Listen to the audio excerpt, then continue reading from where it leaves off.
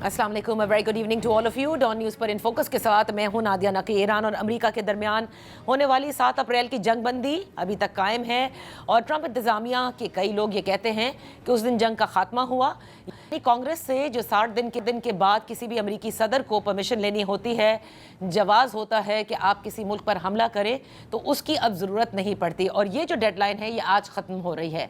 दूसरी जानिब ईरान और अमेरिका के मामला जो कि तू हैं, पहला प्रपोजल जो भेजा गया उसे अमेरिकी सदर की जानिब से रिजेक्ट किया गया, जबकि ईरान की जो न्यूज़ एजेंसी है उनके मुताबिक गुज़िश्ता रोज़ यानी जुमेरात की शाम को पाकिस्तान को एक और प्रपोजल ईरान की जानिब से दिया गया है और बतौर सालसी अब इस प्रपोजल को ट्रंप इंतज़ामिया के सामने पेश किया जाएगा। देखना है कि आगे क्या होता है।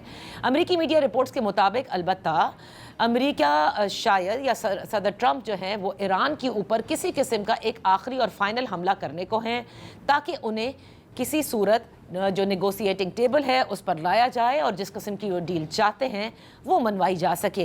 क्या मशरक़ वस्ता पर जो जंग के बादल हैं वो अभी भी मंडला रहे हैं, इस पर बात करते हैं। इन फोकस हैं farmer ambassador to the UN Munir अकरम साहब। बेहद शुक्रिया फॉर जॉइनिंग अस।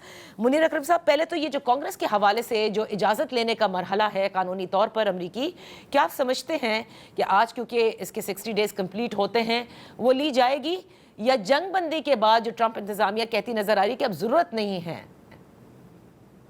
जी, मेरे ख्याल में ट्रंप इंतज़ामियात के कोई इरादे नहीं हैं कांग्रेस के पास जाकर इजाज़त लें, क्योंकि ट्रंप साहब मेरे ख्याल में वो चाहते हैं कि पूरे जो फैसले हैं वो अपने हाथ में रखें। तो इसलिए वो सेक्रेटरी डिफेंस वॉर जो उनके हैं उन्होंने ये एक तरीका ढूंढा है जिसमें उन्होंने कहा कि जी जंग तो बंद हो गई है और ये जो clock is not ticking any more. Right.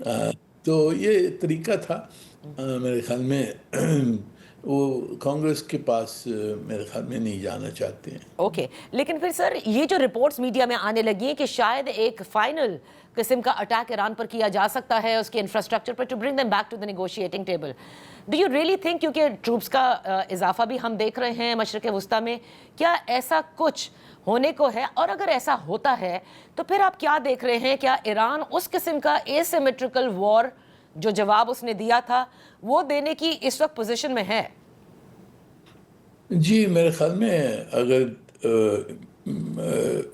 America ने वापस जंग शुरू की तो ईरान में काफ़ी तबाही हो सकती है। उन्होंने कहा कि इंफ्रास्ट्रक्चर वगैरह को बर्बाद कर देंगे, पर मेरे ख्याल में उससे यानी एक तो ईरान का जवाब होगा और उन्होंने वही जवाब दिया है कि जी हम टैंकर्स को मारेंगे, खलीज की जी ऑयल फैसिलिटीज़ हैं उनको मारेंगे, तो यानी तबाही होगी पूरे खत्ते में।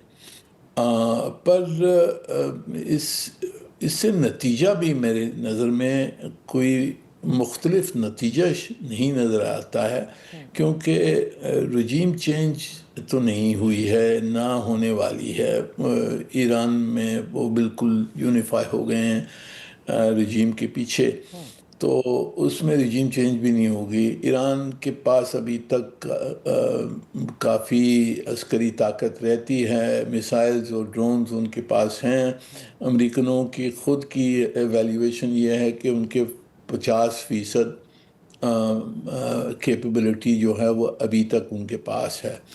तो तबाही होगी और मेरे नहीं ख्याल में इससे कोई नतीजा निकलेगा।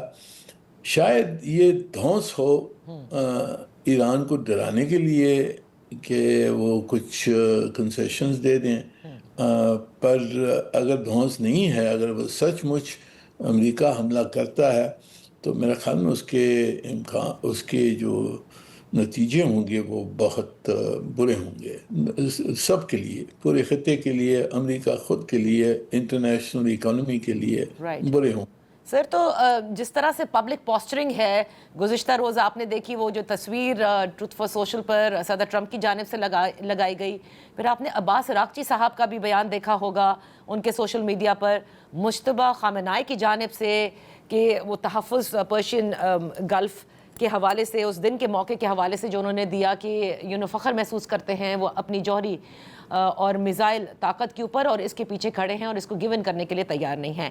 اب یہ جو پبلک پوسٹرنگ ایک طرف ہے, اور ایک دوسرے پروپوزل کا ذکر ہے ایرانی نیوز ایجنسی کی جانب سے کہ جو کہ پاکستان کو دیا گیا ہے. آپ کو کیا لگتا ہے اس پبلک پوسٹرنگ کے بیچ میں کیا دونوں جو فریق ہیں ایڈورسریز وہ پھنس چکے ہیں because of their domestic audience, یا آپ کو لگتا ہے کہ بیک ڈور اتنا اب سب چل رہا ہے کہ both of them really want کہ ایک ڈیل کریک ہو جائے؟ جی میرے خیال میں دونوں چاہتے ہیں کہ کچھ معاہدہ ہو جائے. ان کی ابھی تک جو پوزیشنز ہیں وہ میری نظر میں کافی اب تک مشکلات ہیں اس میں, اور مشکلات اس کی دو وجوہات اہم ہو سکتی ہیں. ایک کہ ہرمز کا جو اسٹریٹ ہے اس کی کھولنے کے لیے ایران نے کچھ شرطیں لگائی ہیں کہ ہم مینیج کریں گے وغیرہ, وہ اس پہ امریکہ شاید نہیں مانے گا, وہ کچھ اور اس کو طریقہ ڈھونڈنا ہوگا. ایران کو پیسے چاہیے تو کس طریقے سے ان کو کس نہ کس طریقے سے ان کی فروزن ریسورسز ہیں, سینکشنز ایزنگ ہے, وہ کچھ کرنا ہوگا. دوسرا جو مسئلہ ہے کہ امریکہ چاہتا ہے کہ اس بلاکیڈ کے ہٹانے کا معاہدہ اگر ہوگا تو اسی وقت ایران کچھ کمٹمنٹس دے دے نیوکلیئر پروگرام کے بارے میں. ایران کہہ رہا ہے کہ جی ہم نے مذاکرات کے تحت یہ نیوکلیئر مسئلے جو ہیں یہ بعد میں حل کریں گے, پہلے بلاکیڈ ہٹایا جائے اس کے بعد میں مذاکرات ہوں گے. تو میرے خیال میں اس پہ بھی جو سیکونسنگ ہے اس کے اوپر بھی کچھ اختلاف نظر آتے ہیں. سر جو اس کی سیاسی کاسٹ ہے صدر ٹرمپ کے لیے اس جنگ کی, اس کو دیکھتے ہوئے کہیں آپ کو لگ رہا ہے کہ جس جے سی پی او سے ایگزٹ کیا تھا صدر ٹرمپ نے, نیوکلیئر کے حوالے سے معاملات شاید وہیں جا کر رکیں؟ جی یعنی کہ آگے کس حد تک تو اسی طرح کا معاہدہ ہوگا, پر کچھ مختلف حالات بدل گئے ہیں. پہلی چیز جو بدلی ہے وہ یہ ہے کہ ایران کے پاس ابھی وہ 400 kilo gram enriched 60% enriched uranium ہے, پہلے ان کے پاس کم تھا اور لوور انریچمنٹ تھی. تو اس کو کس طرح سے حل کیا جائے یہ ایک نیا مسئلہ ہے. ٹھیک ہے. دوسرا جو اب ٹرمپ صاحب کا کہنا ہے کہ جی ایران اپنی انریچمنٹ بند کر دے, تو اس کے اوپر ایران کا جو موقف ہے وہ کہ یہ کہ ہماری رائٹ ہے انریچمنٹ کی, وہ رائٹ کو مانا جائے, اور اس کے بعد میں کچھ ٹیمپرری سسپینشن کے لیے شاید وہ تیار ہیں. تو یہ دو مسئلے جو ہیں یہ مختلف ہیں, اور اس وقت ایران کی جو فیسلٹیز ہیں نیوکلیئر پروگرام کی وہ بھی بڑھ گئی ہیں, وہ زیادہ ہو گئی ہیں. اب اگر IAEA کے سیف گارڈز لگیں گے تو پھر یہ بھی دیکھنا ہوگا کہ کون سی فیسلٹیز بھی لگیں گی اور ایران کیا مانے گا نہیں مانے گا.